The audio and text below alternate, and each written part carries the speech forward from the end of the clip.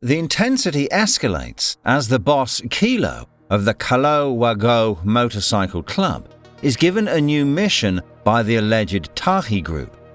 This involved sending a warning to a resident of the town of Durn named Mohammed H.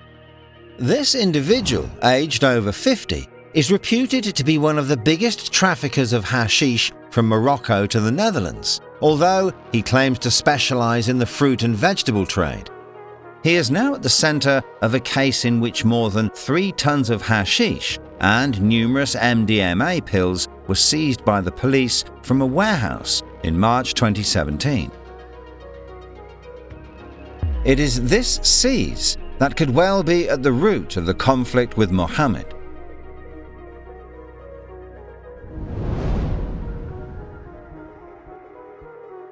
In early June 2017, Mohammed's family made a disturbing discovery. A hand grenade was found in a plastic bag attached to the garden fence of their house in the Khozyetslan street. The message is quite clear and the threat is real. The police were called to the scene. Mohammed's wife explained to the officers that they had lived in this neighborhood for over 10 years and that she had no idea what was going on. However, she failed to mention that her husband was on the run in Morocco at the same time. In any case, it would appear that this action had little effect on Mohammed, because a few weeks later, Caloh's team was asked to give him a second warning. On 27th of June, Caloh and driver Tony went to the area to carry out preliminary observation. They searched along the street for house number 30 in order to take a photograph of the house, as that's where they will have to fire. The next day, Tony hands over the car, a Peugeot, along with a rocket launcher, obtained from an associate within TAGHI's circle, to the people carrying out the mission. However, a problem arises when one of them feels that the reward offered is too low and withdraws from the mission. Following this, Caloh again asks Tony to act as driver by accompanying the other soldier.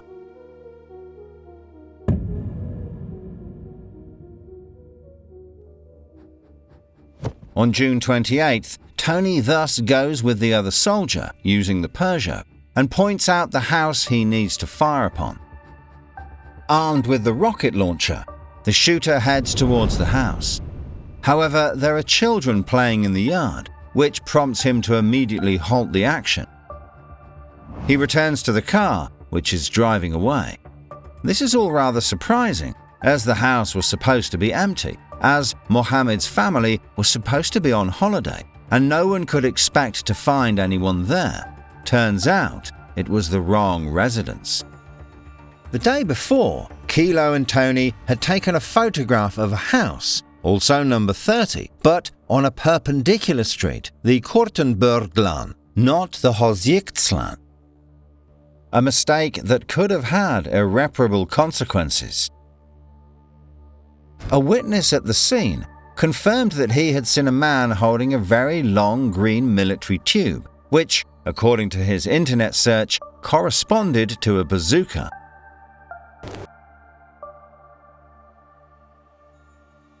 Realizing that they had targeted the wrong house, Caloh ordered Tony to take action, to take photos again, this time of the correct residence, and to send them to TAGHI's group to confirm the precise location.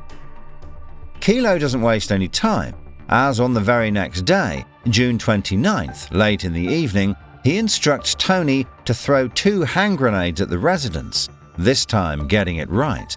However, Tony refuses to do it himself. It was then that Caloh contacted 2 other soldiers, Howard, also called Michel, and Rajesh, called Jack, to get them involved in the operation.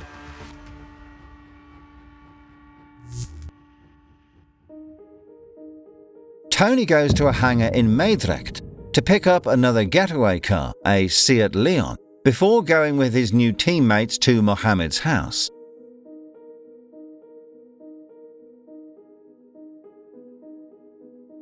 Once there, Tony points out the correct residence, and the duo get out of the car. Michelle starts firing towards the house, while Jack provides supervision and backup if necessary. However, the outcome is not as expected, as after 3 or 4 shots, the Kalashnikov jams. The duo then returns to the Seat and the 3 men drive away.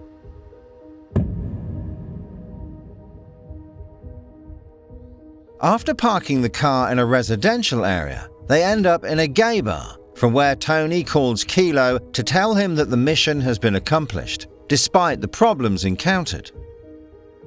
On his part, once back at home, Michelle examines the Kalashnikov and realizes that a bullet is stuck in the barrel, which prevents the weapon from functioning properly.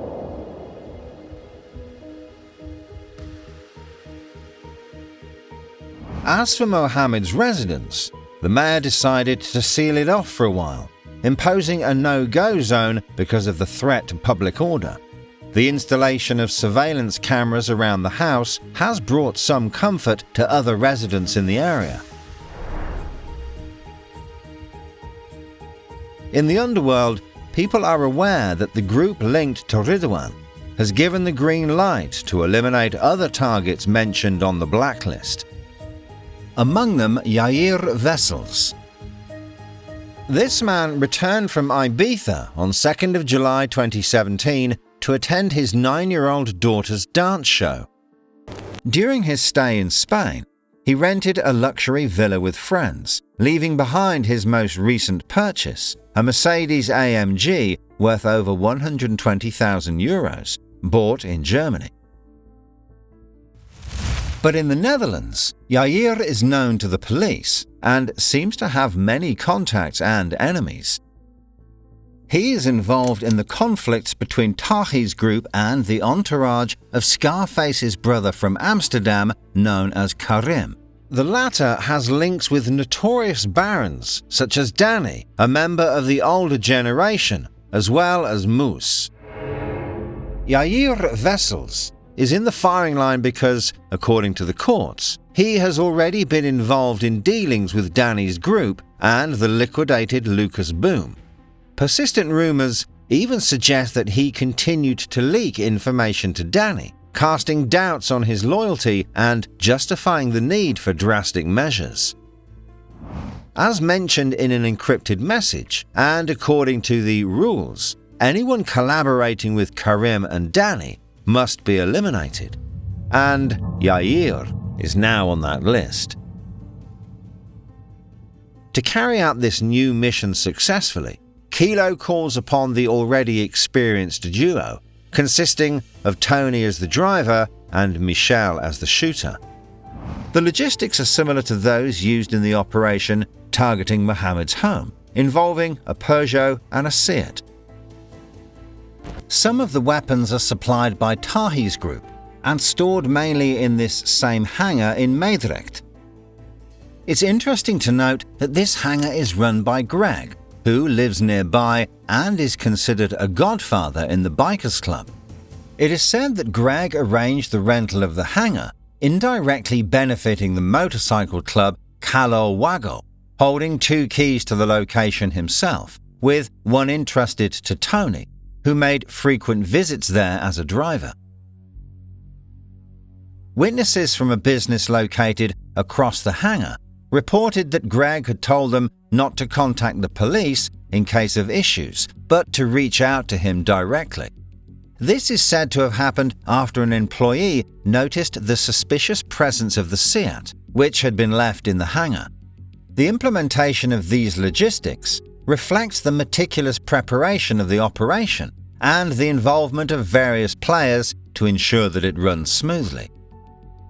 On 4th of July, Caloh guides Tony to the Breukelen station parking lot, indicating that the intended target was to go there. He received a photo of Yair, along with the license plate number of his car. The next day, Tony meets up with Michelle, and they together head to the parking lot while maintaining constant contact with Caloh, who is himself informed of Yair's exact location through the help of a decoy. Indeed, Yair, who is returning from Spain, goes with his friend Pepe to a caravan park where Yair is supposed to pick up a jet ski. He even sent a message to his girlfriend. "I've just picked up a jet ski and stored it in the garage." It seems that Pepe, with whom he has had a good relationship for years, helped him transport the jet ski. Pepe embodies the perfect stereotype of a criminal, due to repeated discoveries of various amounts of money at his place. Moreover, he has undertaken renovation work in his rented house despite the absence of an official job. It is important to note that the salary of his partner, who is a home care worker, would never be enough to cover these expenses. Moreover, he is expected to lead Yair to the train station, where the executioners are awaiting his arrival, setting up a trap. However, they spend almost 3 hours waiting at the station parking lot because of a traffic jam or an accident on the road that delays Yair's arrival. Tony, who doesn't feel comfortable with the mission, decides to withdraw from the liquidation operation as quickly as possible, in the least suspicious way he can think of. He decides to call the police, fabricating an urgent story. Thanks to this fake alert, he captures photos of the arriving police officers at the parking lot, demonstrating to Caloh that the execution cannot proceed as planned. It's remarkable that Yair eventually arrives at the train station, just about 10 minutes after the recorded call to the police made by Tony. The latter is already on his way with his teammate to return the car and the weapons to the hangar. The next day, as planned, Caloh puts the pressure on Tony to ensure that the liquidation goes ahead. Tony explains that his children are ill and he really can't come. He also mentions that Michelle is not at home, which further complicates the mission. Whatever happens, Caloh insists that it must happen quickly. Tony feels trapped because he knows that his family or his children could be targeted if he doesn't comply with Caloh's wishes. That's when he informs Michelle about the new mission. On July the 7th, 2017, the duo gets busy setting up the necessary logistics before proceeding with the operation. They decide to park the second car, a Peugeot, to escape, in a parking lot in a small village called Loenerslot, between Utrecht and Amsterdam. Surveillance footage taken in the village shows the first car, a black Seat, crossing the streets at around 1:30 p.m. It is with this vehicle that they plan to go to the parking lot of Breukelen station around 3 p.m. At the same time, our key character, Yair, visits an interior designer in an Amsterdam flat just before 2 p.m. He stays there for about 45 minutes, before leaving the premises hastily as if in a hurry. Which is not surprising, as he has a scheduled meeting in the parking lot of Breukelen station, to which he quickly heads. After parking, Yair relaxes for a moment in his car. Then Michelle gets out, brandishing a gun, and fires several shots at Yair, who tries to flee. Suddenly, the gun refused to work. Michelle picks up another gun, continuing to shoot at Yair, then gets back in the car. He lies down in the back of the car to create the illusion that there's only the driver, Tony, inside. He drove off abruptly, leaving the parking lot, where many people witness the scene. As for Yair, he is resuscitated on site, but later passes away at the hospital. Once away from the station, the duo drive to the Loenerslot parking lot, where the second getaway car, the Peugeot, was parked. Their aim is now to set fire to the Seat and drive off quickly with the Peugeot, leaving no trace. However, when it's time to set it on fire with gasoline, Tony realizes that he doesn't have a proper lighter with him, further complicating the situation. Moreover, a witness nearby observes them and makes eye contact with Tony. Panicked, the two accomplices decide to leave their belongings in the Seat without setting it on fire and drive away in the Peugeot, leaving their DNA all around behind them. In the stressful situation, they are running out of time to think. Caloh sends a message to Fenno, the intermediary for TAGHI's group, saying, "The action has already taken place. Only the fire didn't succeed."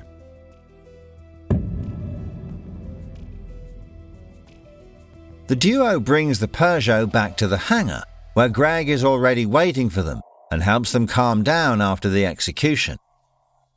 Michelle called his girlfriend to pick him up later that evening, while Greg advised Tony to remove the Peugeot's number plates, which he did. According to the information provided by the courts, it is presumed that Ridwan sent a message to his childhood friend Fenno the day after the murder, which was then passed on to Caloh. "Our enemies are our enemies. We don't clean up anything for anyone. It's our personal business. Let's make that clear, sir. You know this isn't a game, and we never play with death or help anyone else. That Yaya has been our enemy for a long time with his big mouth." The same day, Tony collected the money promised for the liquidation from Caloh. Out of a total of €80,000 for the mission, he received €10,000, with the same amount going to his teammate Michelle. But the story doesn't end there. It is essential to note that when the two protagonists arrive in the hangar after the execution, Greg was there. As well as playing a facilitating role in storage, he also occupies a leading position within Caloh Wagoh, alongside the boss Caloh. Let's find out how. After the execution, the first question Greg would have asked Tony is whether they did Zeki. He then referred to a Turkish man named Zeki Yumuşak, on whom a contract had allegedly been placed. This may well indicate that Greg had no prior knowledge of Yair's elimination that day, but it's evident that he's aware of the other executions to be carried out.